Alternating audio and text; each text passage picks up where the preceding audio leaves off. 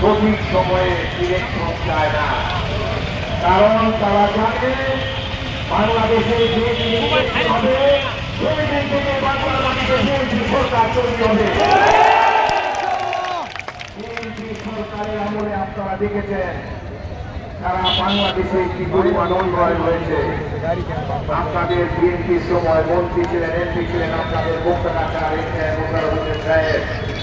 মোশাররফ সাহেবের সময় মুক্তাগাছার যে উন্নয়ন হয়েছিল, এর পরবর্তী সরকার যারাই এসেছে এই ট্রাফিক আপনারা যারাই এমপি মুক্তাগাছায় দেখেছে তার কাজ করা তাকে দিতে আর কোনো আইতে পারে না আওয়ামী লীগের লোকজনরা।